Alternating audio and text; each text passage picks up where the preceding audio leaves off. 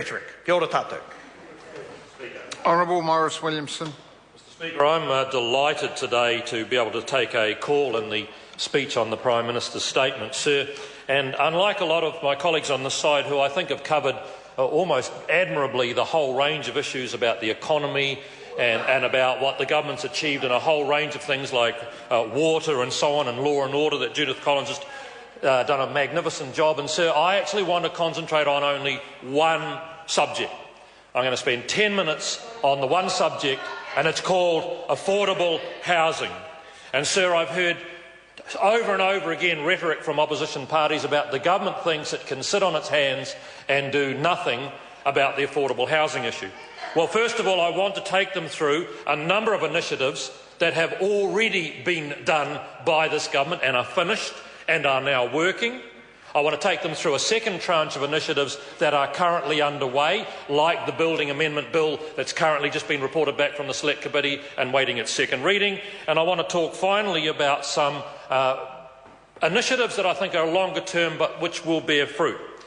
The first thing I think we've really got to do as a parliament is separate out the issue of affordable house from affordable housing. Why? Because one just is the building and the other is the entire piece of kit. That's the land and the building and the access and the roading and the water and the sewerage. That's what makes up housing. An affordable house is actually easy to do. If David Shearer wants to build an affordable house, it's easy. It's absolutely easy to do, and I'll explain to members what we did. We ran a starter home competition through the Department of Building and Housing. We went out to New Zealand's architects and we said, can you design a really nice 3-bedroom house that's absolutely livable, that's got all the warmth and sunlight and everything else, and the absolute limit on the build is $168,000. And architects from across the country took part in the competition. We got it down to a short list of 10 designs. Those designs are available on the Department of Building and Housing's website. And finally, a design won it. And we had made a commitment as part of that we would build that one design to show it could be done. And so, sir, in Preston Road, Otara, if members want to, they can drive down Preston Road, and as they drive along, they will see State House after State House after State House, which are identical, and then suddenly they'll see the standout house. I don't even need to give you the address in Preston Road. It's a standout house. It's magnificent. It's got beautiful glass that lets sunlight in. It's got warmth. It's got double glazing. Any member of this house would be happy to live in it. And we built the actual house for $168,000. But that's not what the debate in this House is about. It's about affordable housing. Because let me tell you about that. Housing New Zealand made the land available. We got all sorts of speedy consents done. We got all sorts of product suppliers and that helping along the way. But in the end, you know what the house actually cost when it went finally to sale? $420,000 for the land and everything else in terms of services that go with it. So when I hear the debate in this House about affordable housing, please stop that nonsense if you're talking about 100 and something thousand and tell me you're only talking about the house. And unless David Shearer wants to build his houses on some cloud somewhere, he's going to have to pay for the cost of all the services and the Resource Management Act stuff and all the land that goes with it, sir. And you can't do that in Auckland for $300,000. You can't do it for $400,000. You'll be very lucky on a modest house to do it for $500,000. And why is that, sir? I look at the valuation of my property in Pakuranga. In fact, I look at the valuation of my property in Pawanui recently, and 80% of its total value is the land. And it's got a nice house on it. It's got a lovely house on it. But 80% of the property value is the land. That's the problem. They're not making any more of it, Mr Shearer. There's only a certain amount of land, and right now the restrictions and the limits that go on have stopped it. Now, sir, I want to talk about some of the things we've done, because when I first became Minister of Building and Construction in 2008, anybody who wanted to build a house could. All you needed to do was have a cell phone, a dog and a ute, and you could head off and build. Well, we brought a licensed building practitioner regime in place. It came into effect of March last year, mandatory, and now you have to be a qualified, skilled, competent person to do the various work streams. You cannot just go out and say, I want to build a house. You're actually acting illegally and face huge prosecution if you are not a skilled person. We've got the private sector working with us, headed up by a very, very competent man called Bill Smith, and they're working on what's called the Productivity Partnership. They are making recommendations to governments on a whole range of issues where we could get some improvement. Let me tell you this, sir. Building and construction used to be about building something. It is rapidly about manufacturing something. Because Kevin Stanley in Matamata took me to Stanley Building and Construction Company one morning and showed me these massive big jigs which had all the 4x2s flow into place and the bolts all come down and the panelling all go up, and they were building the building before your eyes inside the massive shed. And when it rolled off onto the truck, it had been a manufactured building.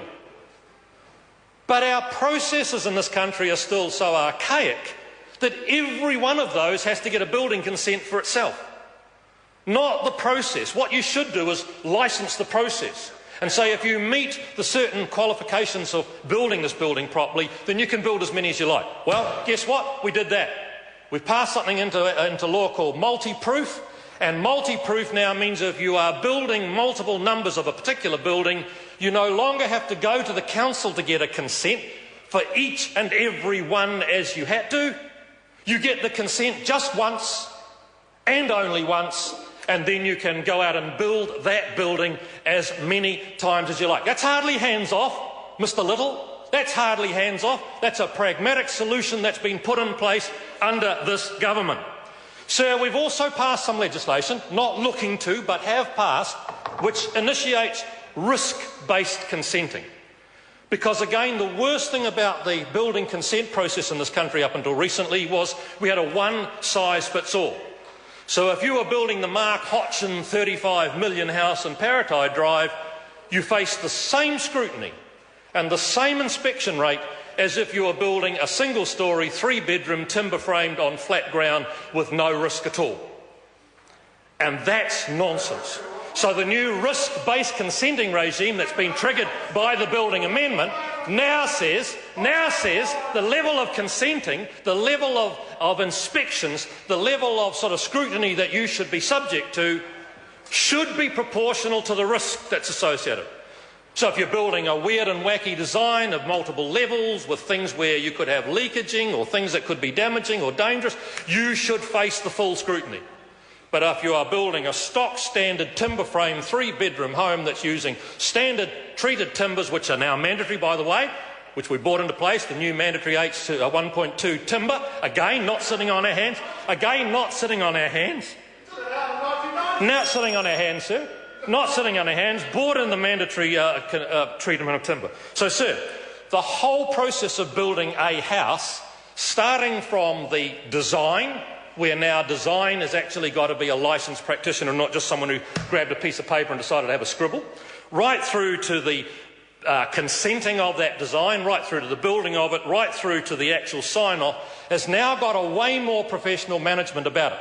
But there are still some unbelievably antiquated, old-fashioned bits to the process. And I have to say the old idea of keeping a standards book called 3604, which weighs half a tonne, but you have to buy it as an apprentice or as a carpenter and carry it with you, as opposed to that being freely available on your iPad when you're under a house, flick your iPhone out, go to the page and have a look at how you connect a joist on a 45-degree angle. Sounds like a more sensible thing. So, sir, in the end, my message to this House is this. There's a huge amount of work being done on affordable housing. There's a huge amount of work being done on affordable houses. But there's a lot more to be done in the housing area, because most of that relies on getting some land freed up, getting land freed up that's affordable, and getting the services provided so that when you do put some of these quite good affordable houses onto those sites, they actually don't then get drowned by all the cost of doing it. So, sir, I take my hat off to Bill Smith and the Productivity Partnership. I'm delighted we've now got licensed building practitioner schemes. I'm delighted that we've got risk-based consenting through this parliament. There's more to go. But, sir, this idea that it's a sitting on a hands government doing nothing is just simply wrong. I will not accept that. Yes, they may say we haven't done enough. Yes, they may say there's more to do. But, sir, I'm proud of the achievements so far, and watch this space as we roll out some more of the affordable housing reforms during the course of 2013. Sir William Seo.